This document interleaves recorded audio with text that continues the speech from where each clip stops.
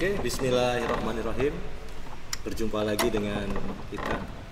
Oh, belum? Oh, sorry. Bismillah. Ya, oke.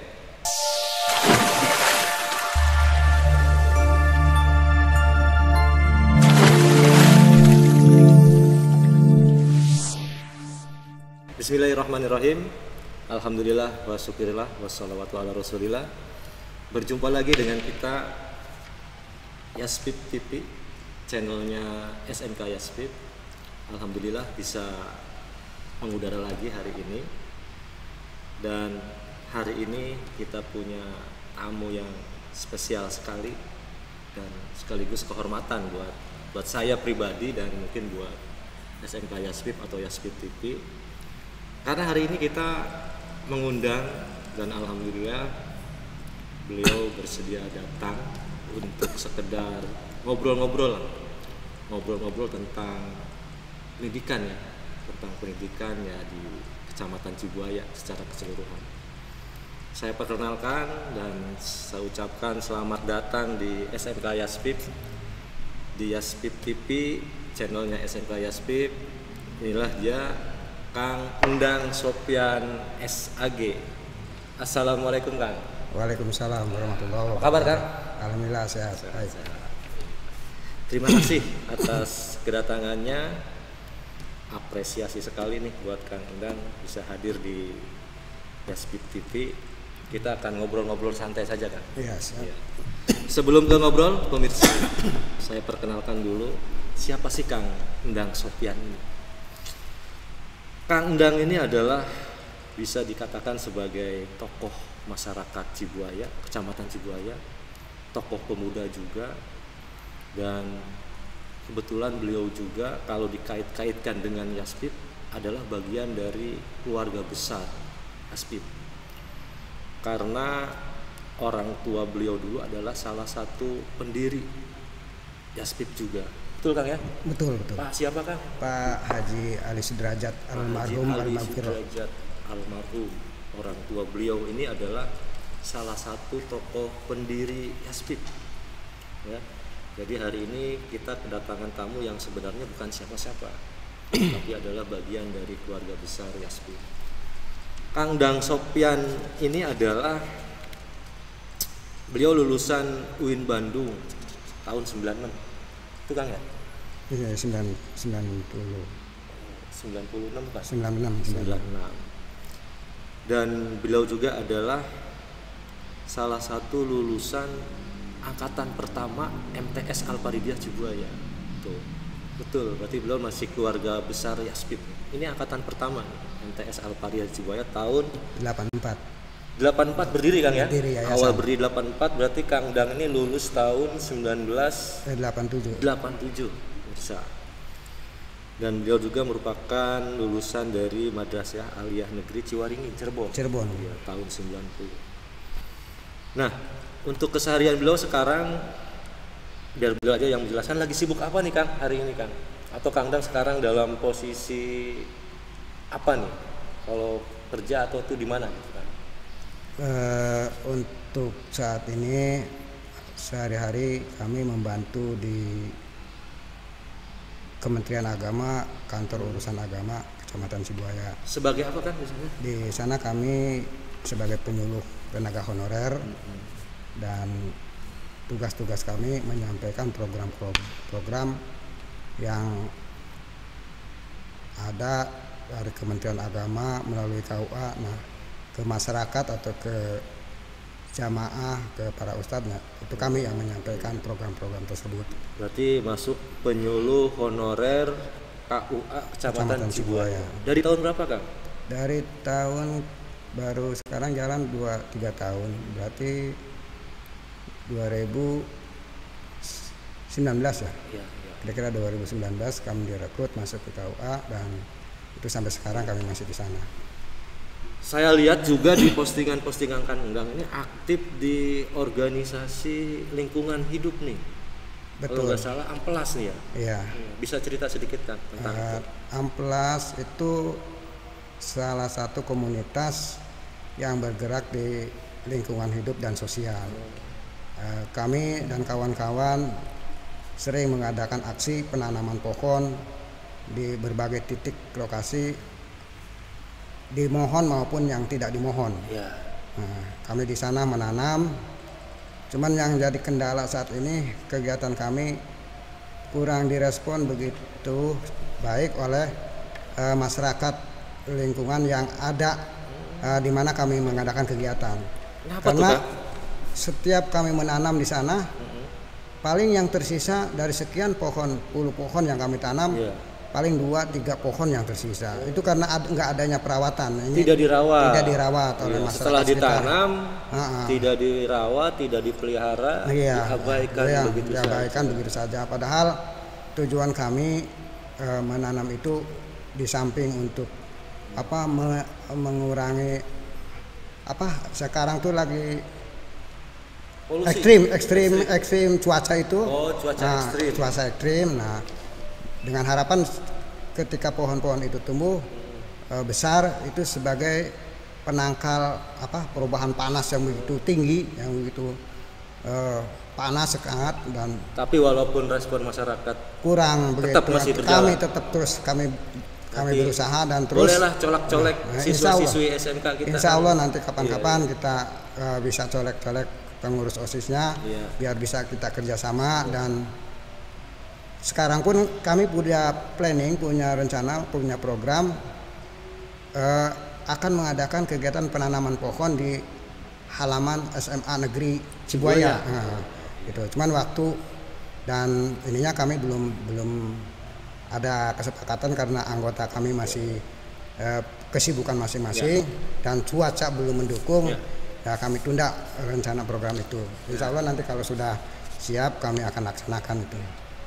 Ya. Itu barangkali amplas di samping. Amplas itu apa namanya dulu, Kang? Kalau kepanjangannya itu Aliansi Masyarakat Peduli Lingkungan Hidup dan Sosial. Dan Jadi di bukan samping hanya lingkungan saya tapi ke sosial juga. Kemarin saya sering lihat postingan Kang Undang berbagi dengan masyarakat pesisir tuh. Pesisir dengan donatur-donatur yang mempercayakan kepada kami dan coba kami salurkan kepada yang berhak menerimanya. Oke, Kang, itu kegiatan Kang Undang sehari-hari sebagai penyuluh honorer, terus aktif di organisasi lingkungan dan sosial, Amplas, dan katanya di UPJ juga kan? Betul, kami saat ini juga kami dipercaya untuk mengelola lembaga UPJ, unit pengepul zakat. Pengepul zakat, Kecamatan Cibuaya. Kecamatan khususnya Kecamatan Cibuaya. Dan itu baru sebatas karena baru sebatas pembentukan dan action-actionnya kami belum bisa mandiri. Nah, harapan kami itu kayak ASN terutama yang sudah PNS. Nah, tapi zakatnya jangan kemana-mana. Itu zakatnya kami UPJ berharap Kecamatan Cibuaya sudah ada kan gitu. Akan disalurkan untuk masyarakat Cibuaya untuk juga. masyarakat Cibuaya juga gitu. Kami berharap ke sana gitu kan. Apa salahnya kita memanfaatkan lembaga yang ada, nggak usah kita zakat jauh-jauh kan gitu. Yang sekitar dulu saja. Sekitar dulu aja kan gitu. Oke, Kang Dang, kita lanjutkan. Ini kami ngundang Kang Dang di Yaspip Channel ini, Yaspip TV ini pengen ngobrol-ngobrol masalah pendidikan. Iya. Pendidikan di Kecamatan Cibuaya, ada khususnya Kang ya di Kecamatan Cibuaya. Nah, yang pertama nih Kang Dang, menurut Kang Dang, secara umum perkembangan pendidikan di Kecamatan Cibuaya itu seperti apa sih dibanding dengan kecamatan-kecamatan yang lain? Coba pandangan Kang Dang seperti apa? Menurut kacamata saya pribadi ya, iya. Pak Haji, mohon maaf, jadi kita boleh berbeda pandangan lah dalam hal ini. Bebas santai aja kan ngobrolnya. Kita santai-santai saja. Kalau menurut saya secara lokal perkembangan pendidikan di Cibuaya memang cukup maju pesat saat ini dibandingkan tahun ke belakang. Oke lah, katakan 90 ke belakang. Kita berbicara di Cibuaya dulu. Di Cibuaya lah. Belum membandingkan dengan kecamatan lain. Kita tinjau ke belakang tahun 90-an ke sana, itu begitu sulitnya kita ingin melanjutkan pendidikan karena fasilitas yang ada di Cibuaya belum mendukung kan gitu. Contoh kecil aja saya secara pribadi, kok kenapa bisa sampai terbawa ke Cirebon. Nah, saat itu karena memang nggak ada Waktu di Cibuaya. itu booming Kang ya. Nah, Cibuaya semua anak-anak Cibuaya ke Cirebon, Cirebon, Majalengka kan ke sana. Karena di Cibuaya nggak ada kan gitu. Alhamdulillah sekarang di Cibuaya pun sudah lahir, sudah ada dan gitu. Ada SMA Yaspip di sini kan. Terus ada SMA Negeri 1 dan ada Yapinas juga kan gitu. Nah, ayo itu kita manfaatkan kan gitu. Kita manfaatkan secara maksimal karena yang namanya belajar dimanapun itu sama, yang penting kitanya, personnya, perorangannya gitu.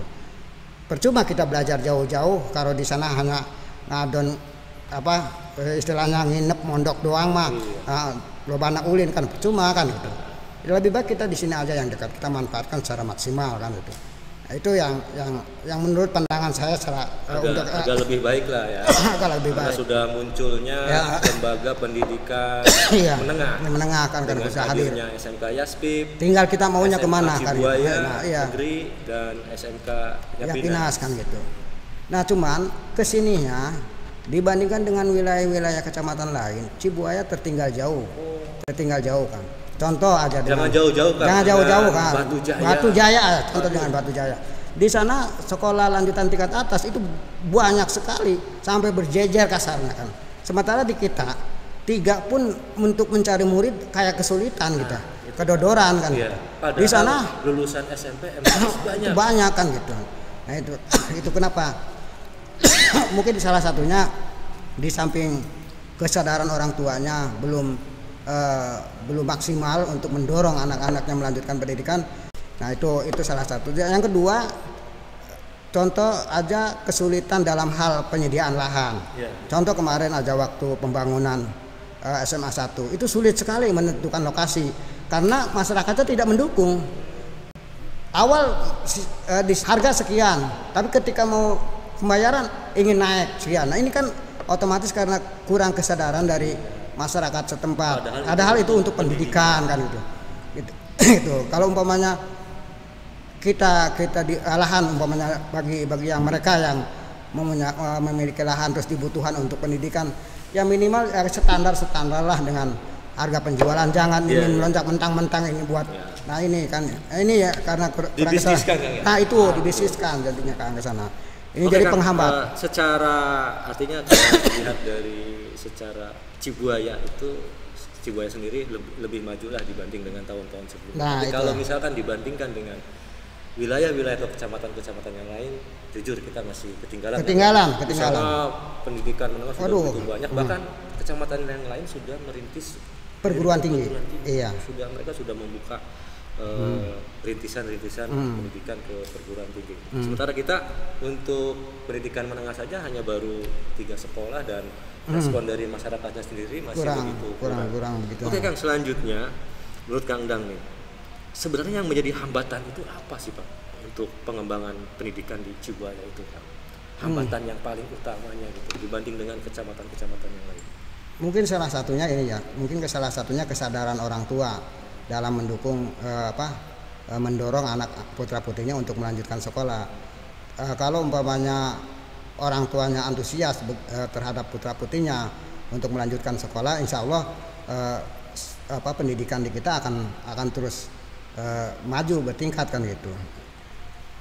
Mereka selalu mungkin karena diawali diiming-imingi bantuan-bantuan itu, mereka kurang begitu antusias terhadap pendidikan. Ketika di pendidikan itu dipungut biaya, karena ini mereka jadi seakan-akan beban buat mereka. Padahal kalau kita amati, kita hayati, toh pendidikan yang diminta oleh lembaga atau sekolah itu sendiri tidak kalau saya katakan tidak menjadi beban bagi orang tua, tidak, karena di sana ada kebijakan dari pihak sekolah, ada keringanan, toh yang diminta sekian itu nggak harus dibayar hari itu lunas, fleksibel gitu kan. Masalah biaya kan fleksibel kan. Orang tua harus mendorong orang putra-putrinya untuk melanjutkan sekolah. Harus betul-betul. Intinya di kesadaran. Nah, kesadaran para orang tua yang betul, yang kurang. Kalau permasalahan udah jelas kesadaran, berarti perlu peranan tokoh masyarakat, tokoh iya. ulama, tokoh agama. Betul harus ada Nah, kerjasama. peranan beliau-beliau ini seperti apa nih kan untuk mendorong perkembangan pendidikan di Cibayang supaya lebih baik lagi nih? Saya rasa untuk para tokoh mendorong kesadaran orang tua terhadap pentingnya pendidikan Dan apa sih yang harus itu mereka kayaknya sudah maksimal Kang, udah maksimal Pak Haji, untuk mendorong ke hal-hal yang seperti itu kan. Selalu menjelaskan. Selalu menjelaskan ketika ada momen-momen tertentu betapa pentingnya pendidikan kan untuk putra putri kita kan gitu. Contoh kecil aja, kalau umpamanya saat itu saya tidak melanjutkan sekolah dan tidak punya pendidikan, mungkin saya tidak punya kesempatan untuk bicara di depan ini Pak Haji. Ini merupakan suatu kehormatan bagi kami secara pribadi, jujur aja gitu kan. Kenapa Pak Haji bisa memanggil kami ke sini? Karena mungkin salah satunya karena faktor pendidikan itu yang kami miliki. Kalau umpamanya saya 0% pendidikan, nggak mungkin saya bisa bicara di sini Pak Haji. Itu salah satu contoh real lah, yang mohon maaf saya potong sedikit. Saya sebagai kepala sekolah di SMK Yasip ini kan berterima kasih sekali nih ke Kang Dang. Kang Dang ini sering membantu kita menjelaskan tentang SMK Yaspip ke masyarakat tentang program-programnya seperti ada bantuan beasiswa. Iya. Kang Dang sering memberikan beberapa duta siswa ke sini lah, terutama berhasil gitu. Terutama mereka yang nggak mampu, tapi pokoknya itu belajar sudah ada beberapa siswa yang lulus ya. Alhamdulillah udah banyak yang dibantu. Itu gitu. Contoh kecilnya dari peranan Kang Dang sebagai tokoh masyarakat dalam rangka untuk memajukan pendidikan di Kecamatan Cibuaya supaya putra putri daerah Cibuaya itu bisa memanfaatkan adanya SMK, adanya sekolah menengah di Kecamatan Cibuaya ini yang tadi notabene untuk masalah biaya bisa dibicarakan, bisa dimusyawarahkan. Kepada orang tua itu jangan sampai pasrah dulu. Betul. Mahal biayanya SMK itu. Sangkanya harus dibayar. Padahal kan bisa dibicarakan dengan fleksibel. Silakan kan lanjutkan, misalkan ada peranan-peranan tokoh masyarakat. Ini barangkali ini sekedar promosi barangkali ya Pak. Khususnya untuk para siswa putra putri kita yang ingin melanjutkan pendidikan khususnya di wilayah Kecamatan Cibuaya, terbentur masalah ekonomi lah katakan kasarnya kan, boleh datang ke rumah. Siap. Insya Allah kami bantu. Kalau malu datang ke sekolah. Kalau begitu Pak. Kalau malu datang ke sekolah silakan datang ke rumah. Insya Allah dibantu oleh kita. Bagaimana pendekatannya dengan kepala SMK, Yaspip dan sekolah-sekolah yang lain khususnya di wilayah Cibuaya lah. Pasti akan menerima. Insya Allah mereka seperti kita kan SMK Yaspip masih membuka program bantuan beasiswa yatim. Kita bebaskan SPP selama 3 tahun kan. Amin. Alhamdulillah. Silakan, yang penting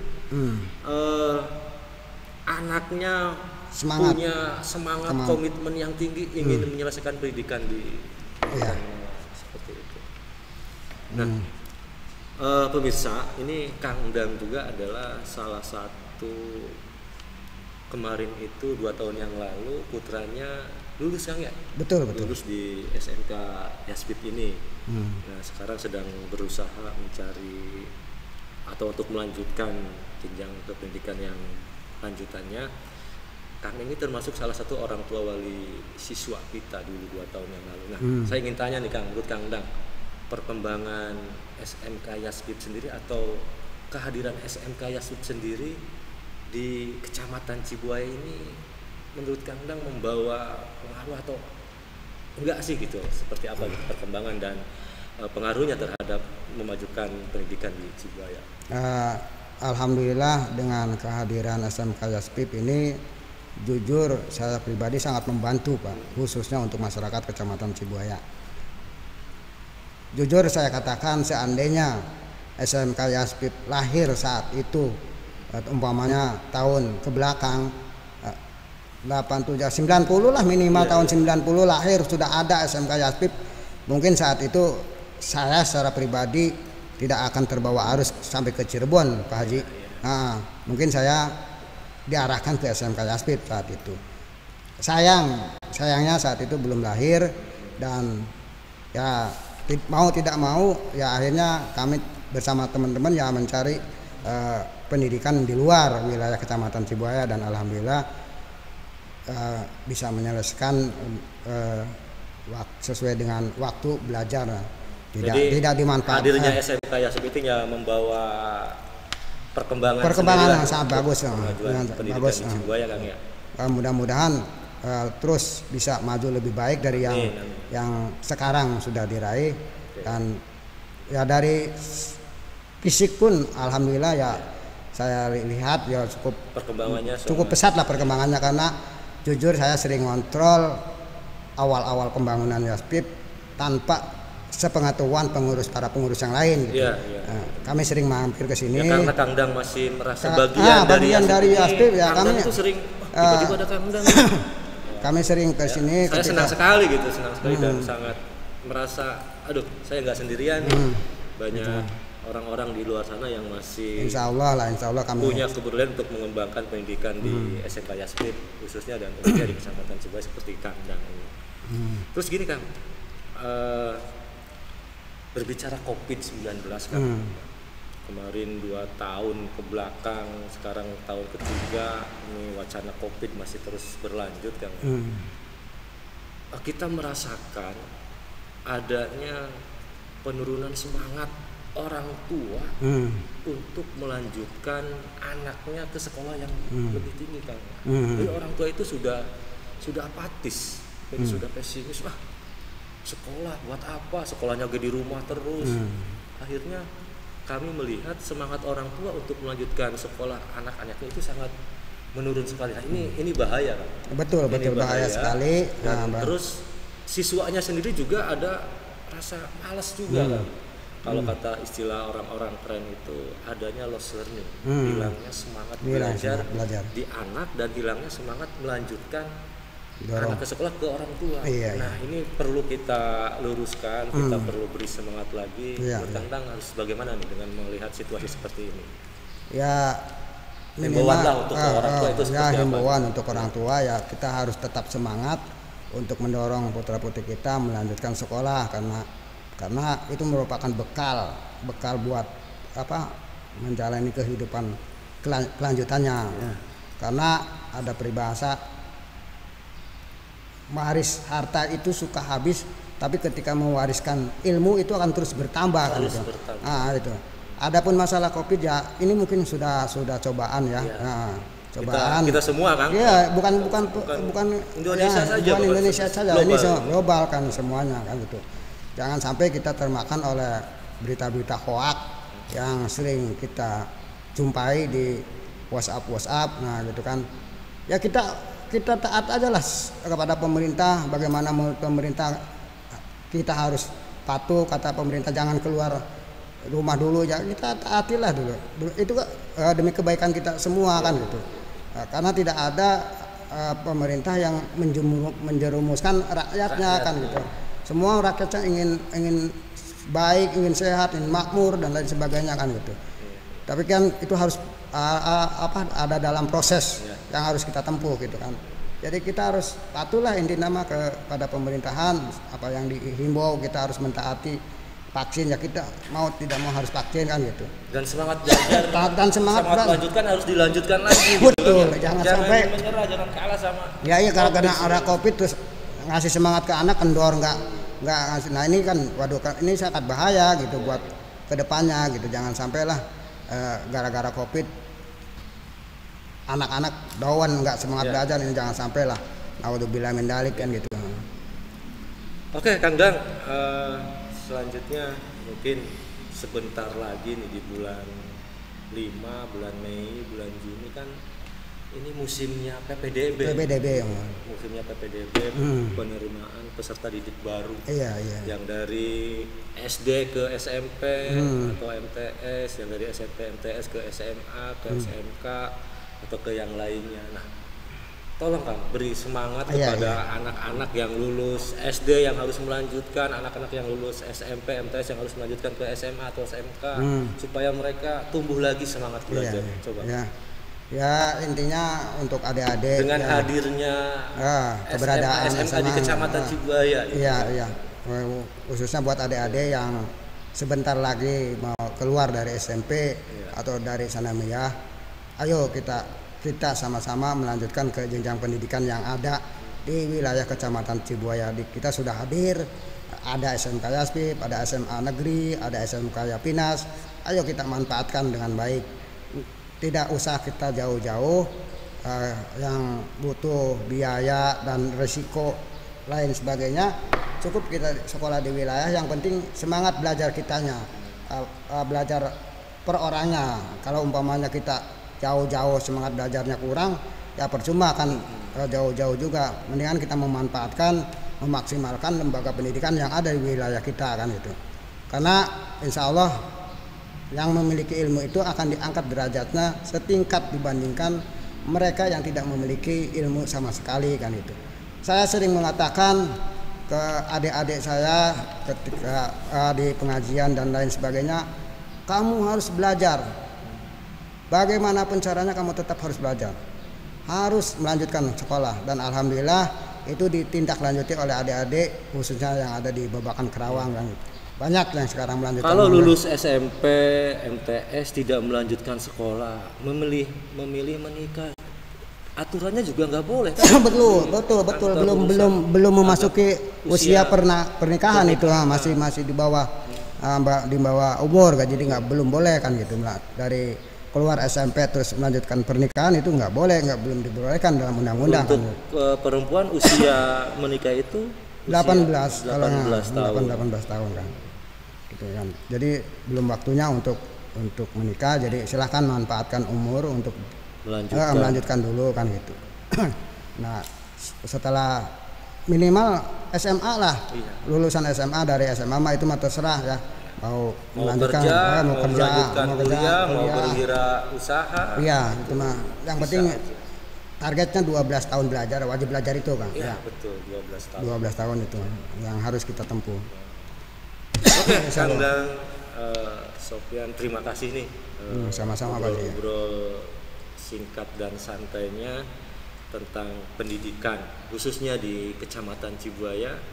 Pemirsa, sekali lagi hari ini kita kedatangan tamu yang luar biasa dan kita sudah ngobrol dengan Kang Dang Sofyan yang sudah juga memberikan motivasi, semangat kepada orang tua wali siswa untuk terus melanjutkan pendidikan anak-anaknya, khususnya yang lulus SMP, MTS yang melanjutkan ke SMA atau ke SMK di wilayah Kecamatan Cibuaya. Ada SMK Yaspip Cibuaya, ada SMK Yapinas, dan yang terbaru ada SMA Negeri 1 Cibuaya. Silakan manfaatkan sekolah yang ada di sekitar kita daripada tidak melanjutkan bengong, mau menikah saja juga nggak bisa, terbentur oleh aturan. Kalau dulu mungkin menikah bebas, tapi kalau sekarang menikah secara resmi formal itu tidak bisa. Jadi sekali lagi saya ucapkan terima kasih kepada Kang Dang Sofyan sudah hadir di Yaspip TV. Semoga obrolan kita, obrolan santai kita, singkat kita bisa bermanfaat untuk orang lain, khususnya warga masyarakat Kecamatan Cibuaya yang mempunyai anak yang masih usia sekolah, maka wajib belajar 12 tahun. Wajib SD, SMP, MTS, SMA, SMK. Terima kasih Kang Dang. Sekali lagi semoga sama-sama, sukses terus dengan kegiatannya. Nanti tolong colek Insyaallah, kegiatan-kegiatan karena Kang Dang ini aktif di kegiatan tadi, ada Amplas, ada PJ, juga di kantor KUA Kecamatan Cibuaya dan yang lain-lainnya mungkin yang mungkin tidak bisa disampaikan di kesempatan ini. Terima kasih untuk pemirsa Yaspip TV. Kita ketemu lagi di lain kesempatan. Assalamualaikum warahmatullahi wabarakatuh. Terima kasih Kak. Siap. Cut.